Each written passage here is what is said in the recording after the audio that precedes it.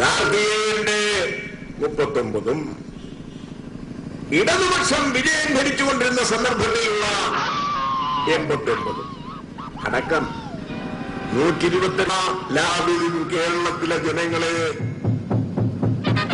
വഞ്ചിച്ചുകൊണ്ട് തരാമെന്ന് പറഞ്ഞുകൊണ്ട് തന്നില്ല. എന്റെ കാലത്ത് എന്ന് പറഞ്ഞാൽ LDF ഗവൺമെന്റ് കാലത്ത് എന്ന് പറയുന്നതാണ് നല്ലത്. അതാണ് അതിന്റെ അകത്ത് ഭംഗിയായ വാചകം അതാണ്.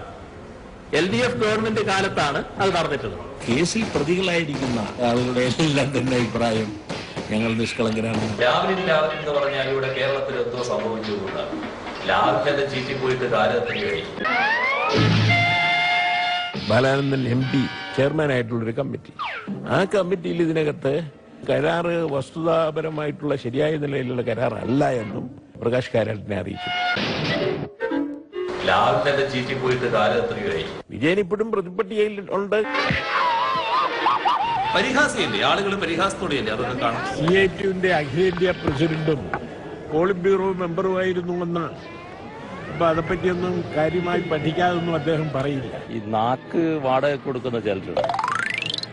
അങ്ങനെ ഈ നാക്ക് വാടക കൊടുക്കുന്ന കൂട്ടത്തിൽ പെട്ടിയ ഒരാളാണ് ഈ പറഞ്ഞയാൾ. As a Lavalin case, he is the 8th number പ്രതിയാണ്. അത് തനി അല്പത്തമായി പോയി എന്ന് മാത്രമേ പറയാനൂ. വീഴല്ലേ ഈ സ്റ്റെപ്പിന് അങ്ങനെ നോക്കി നടന്നാൽ എന്താ സംഭവിക്കാനുള്ള വലിയ പ്രയാസമാണ്. ആരോഗ്യം എപ്പോ ശ്രദ്ധിക്കണം. ഞാൻ പറയുന്നത് കള്ളമാണെങ്കിൽ എന്നെ നുണപരിശോധിച്ചുകൊള്ളൂ. ബാക്കി നമുക്ക് പിന്നെ പറയാം. പിന്നെ രക്ഷിക്കപ്പെടും, സംശയമൊന്നും വേണ്ട.